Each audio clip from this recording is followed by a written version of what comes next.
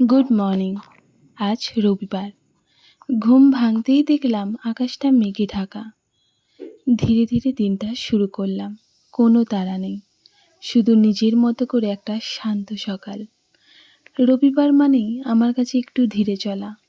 সারা সপ্তাহের ব্যস্ততার পর এই দিনটা যেন নিজেকে একটু সময় দেওয়ার জন্যই।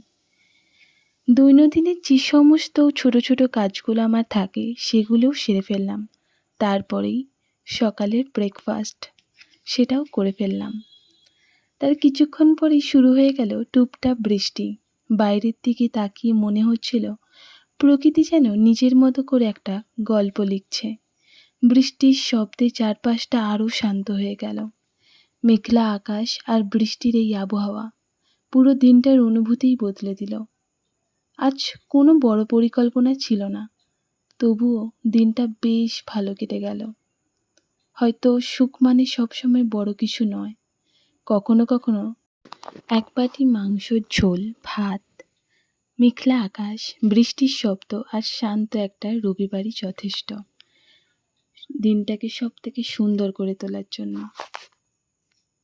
জীবনের সবচেয়ে সুন্দর মুহূর্তগুলো অনেক সময় খুব সাধারণ হয়। আজকের এই শান্ত রবিবারও ঠিক তেমনই একটা দিন।